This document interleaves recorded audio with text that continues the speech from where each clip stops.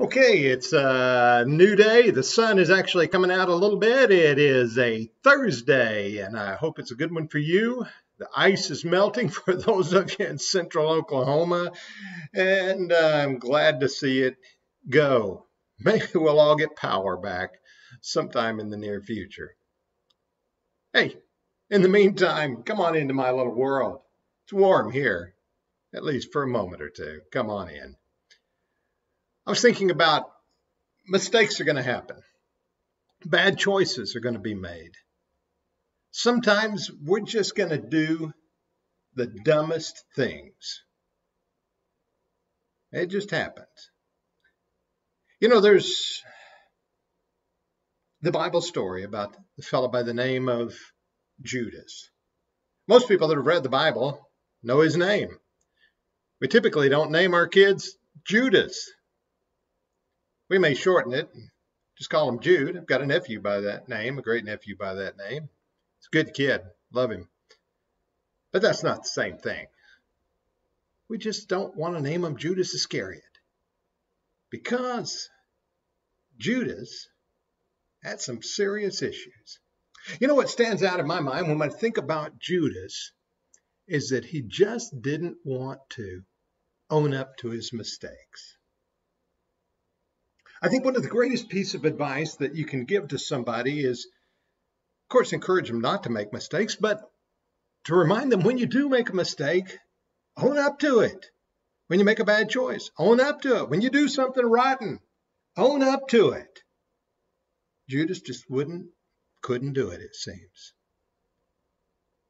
For when he realized what he had done when he betrayed Jesus and got the money, got the 30 pieces of silver, when he realized what he had done, he tried to back out of it. He tried to return the money, he tried to get out of it. And when he realized he couldn't, when it was all on his head, he went out and killed himself. Several years ago, I knew a fellow, lived down in southwestern Oklahoma. Got to know him pretty well, knew some of his family, really pretty good people. In a time when a lot of turbulent financial things were going on, he got mixed up in some messes. And rather than just bringing it out, one night he went home and killed himself. I know he had a lot of burden on him. I'm not trying to judge him, and not in the sense of stating, what his situation was or putting myself in his shoes, but I know what should have been done. As hard as it is, sometimes the most important thing we can do is own what we have done. Not to be proud of it, but to realize the validity of it. I did it, yes. Now I want to get past it. I did it, yes. I'm not proud of it, but it is something I did. And I want to show you I'm better than that. That's what we need to do. We need to do it for ourselves. We need to do it for others. We need to do it for the Lord. The Apostle Paul in 1 Timothy 1 and verse 15 talks about how Jesus came to save sinners. And then he adds the little phrase in there, of whom I am chief. He never tried to hide what he had been. He didn't try to disguise it. He didn't try to deny it. He admitted the things that he had done. And he tried to live his life on a different course. Own it. Own what it is. It'll make you a better person. It'll remind you of what has been and help you not to make the same mistakes again. Own it. Two simple words. This is what I have been. Paul says, the chief of sinners. Judas just couldn't seemingly bring himself to own it, not in the sense of living with it. And so he just took the coward's way out. Others have done that too.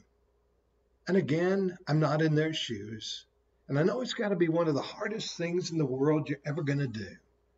But when you own it and people know it, you're living life in honesty. And isn't that the value of importance? Live it in honesty. I tried to tell a friend several years ago who didn't want to pray, didn't want to talk to God about the things that were going on. And I said, you know what? The Lord already knows